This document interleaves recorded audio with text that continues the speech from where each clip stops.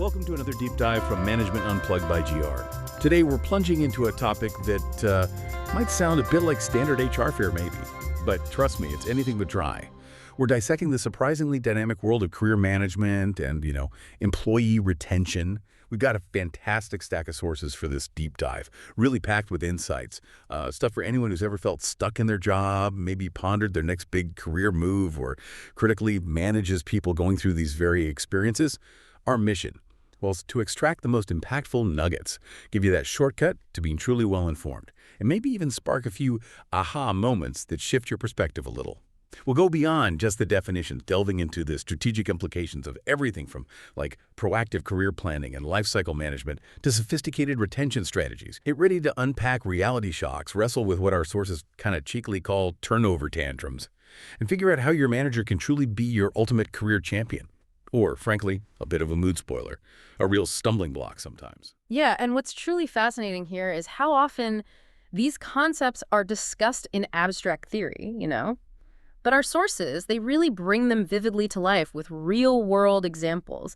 They connect the what to the why it matters, both for individuals shaping their futures and organizations trying to build resilient workforces. Okay, let's unpack this then. So first off, when our sources talk about a career, what are we actually defining here? They're saying it's basically the sequence of occupational positions a person holds throughout their life.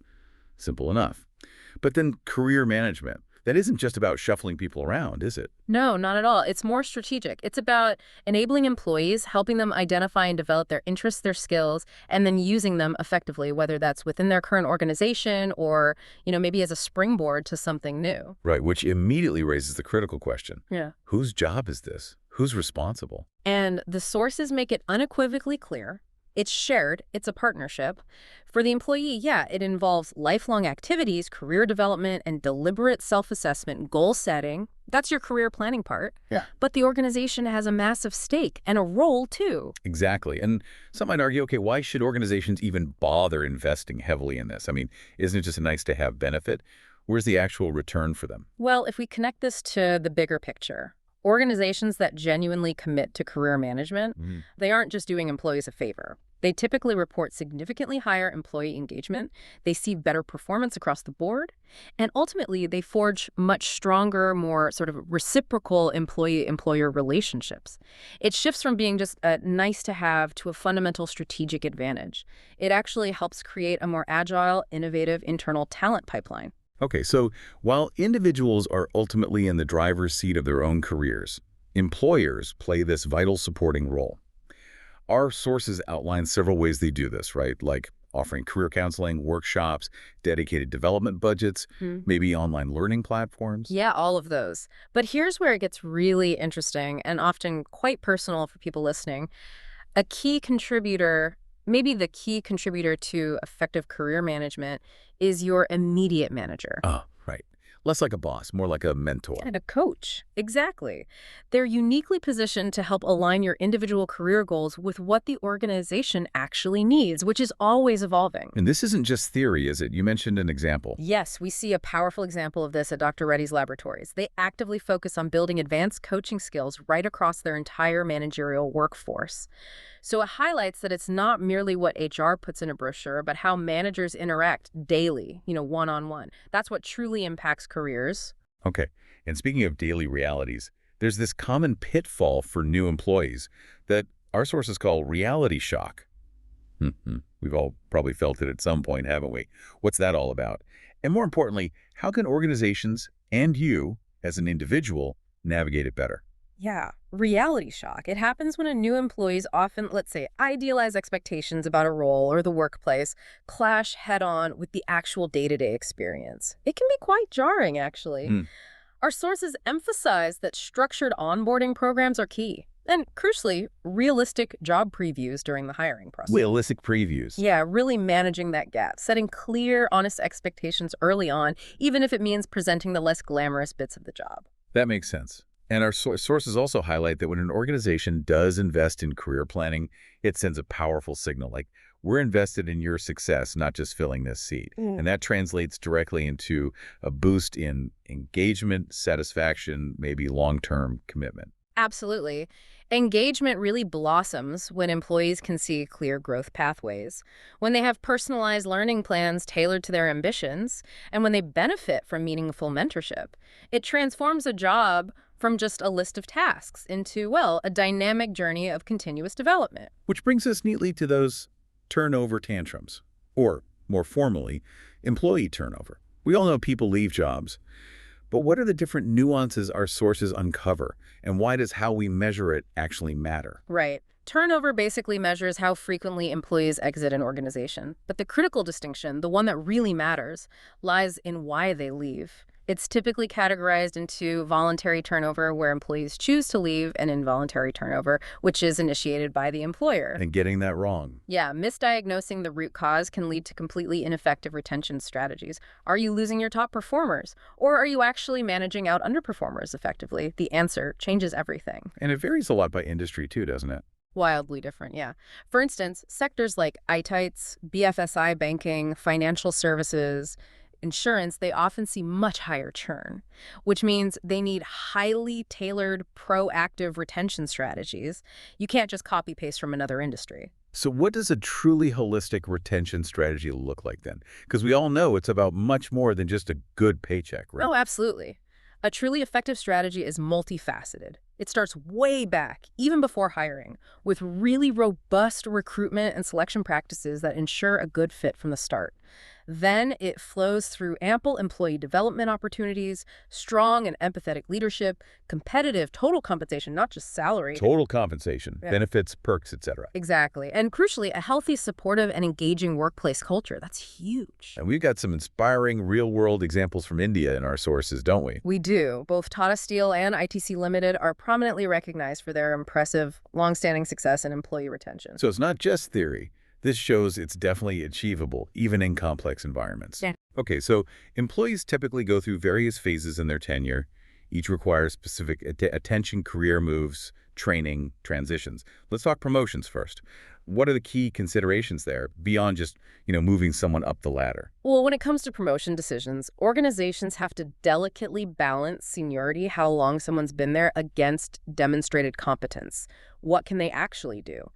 The sources are also really keen to remind us to proactively address potential gender biases or other forms of discrimination. That's critical. And always be mindful of the legal implications to ensure decisions are fair, transparent, and ultimately defensible. It's not just about who deserves it most based on past work, but who's the best fit for the future role. Okay, what about job transfers? Are they simply about moving people around to fill an empty desk, or is there usually a deeper strategic purpose?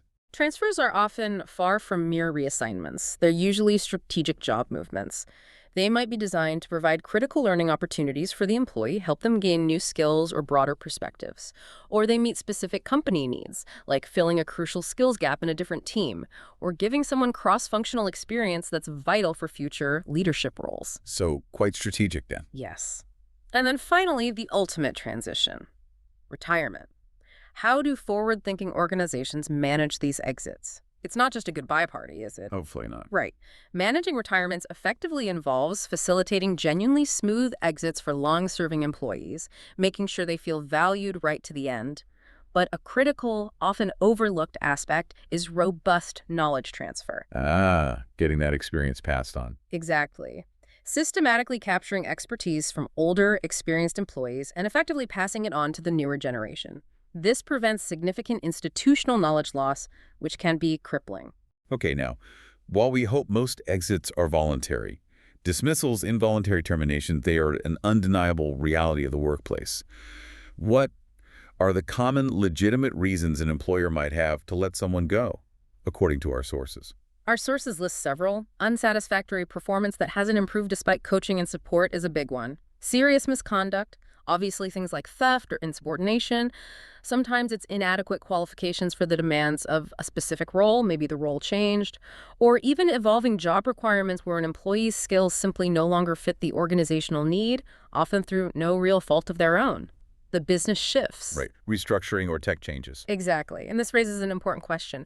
What happens in regions where employment at will doesn't apply or where it's heavily restricted, which is, many parts of the world, it's not as simple as saying you're fired. Yeah, absolutely. The legal side. In those cases, employers have to handle dismissals with extreme care to avoid significant legal trouble, like wrongful termination lawsuits. The advice from our sources is crystal clear. Document performance issues thoroughly over time. Follow due process meticulously, every step, and conduct fair, respectful termination interviews. Transparency and sticking to policy are paramount. What about bigger scale stuff? Broader workforce reductions like layoffs or downsizing.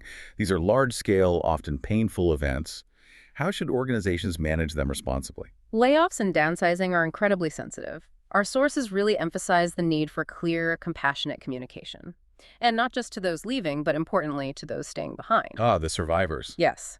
Crucial support for affected employees, like outplacement services, is vital for their future, but also for the company's reputation and morale. And importantly, reassurance for the remaining staff. They often experience survivors' guilt, anxiety.